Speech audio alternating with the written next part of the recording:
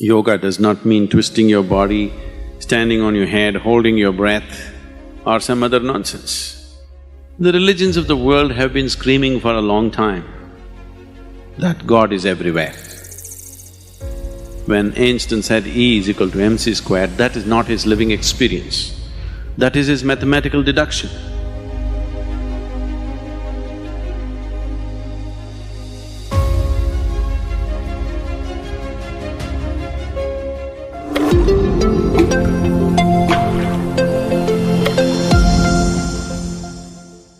This question is not related to yoga.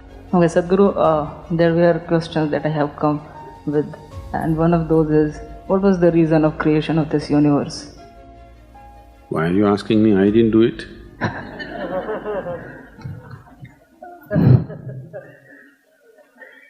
No, you first said it's not related to yoga. There's nothing which is not related to yoga. Because yoga means union. Yoga does not mean twisting your body, standing on your head, holding your breath, or some other nonsense. Yoga means union. Union means all-inclusiveness. Everything has become one in your experience. Now, this is not our idea, because that is the way existence is, that it is all-inclusive. There is nothing here which you can separate from the other. Today, modern science is proving it to you beyond any doubt that the whole existence is just one energy. Yes? The religions of the world have been screaming for a long time that God is everywhere. Whether you say God is everywhere, or you say everything is one energy, are you talking about different realities or the same reality? God is everywhere, everything is one energy. Are we talking about the same thing? A scientist never experienced this, he only mathematically deduced it.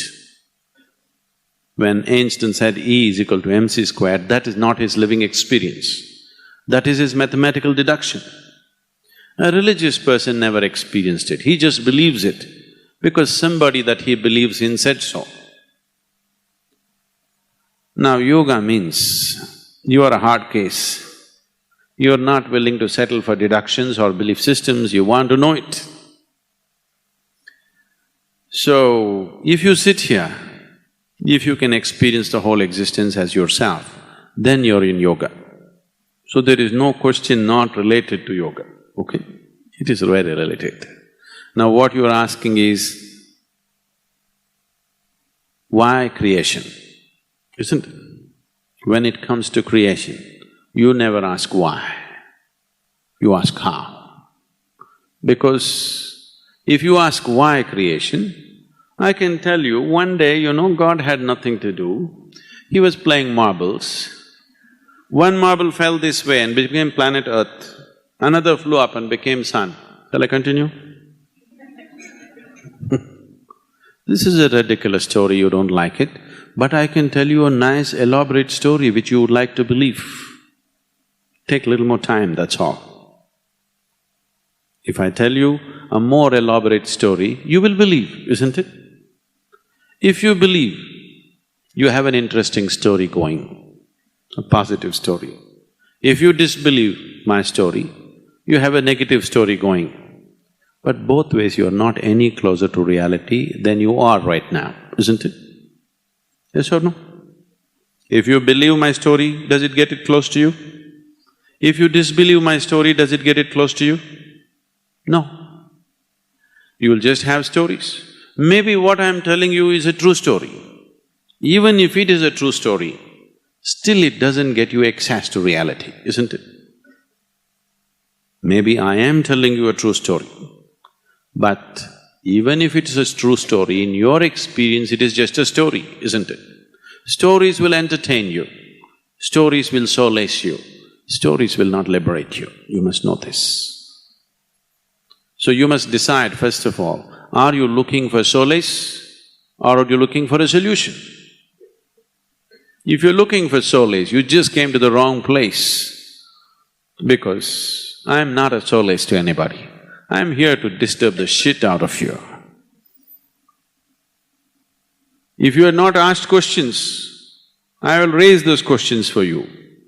This is not a place to say everything will be okay, don't worry, everything will be all right.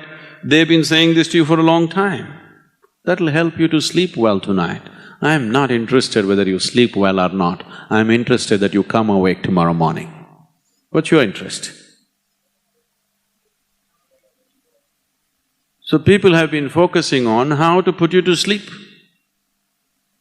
So they told you stories. I won't tell you a story because if you ask why, I can only tell you a story, isn't it?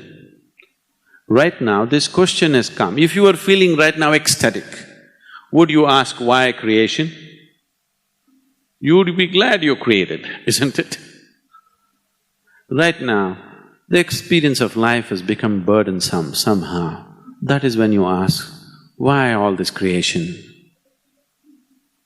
So first, let's change the experience of life, then the right questions will come. Right now, the question itself is coming from a wrong perspective because you are not asking this question with the right sense of depth in it. Very easily you are articulating this question. You are asking, what is the basis of my existence? You are asking, what is the nature of my existence? But you are asking it too casually because you still do not know the pain of ignorance. You're still enjoying your ignorance. You still believe ignorance is bliss. You are not being torn apart by the pain of ignorance. If such a thing was happening, then I would answer this in a different way. If you could not ask the question, if tears came to you, if you just thought about the question, then I will answer it in a completely different way, which is not verbal. But now you are so clearly articulating the question, you do not know the depth of the question that you're asking yet.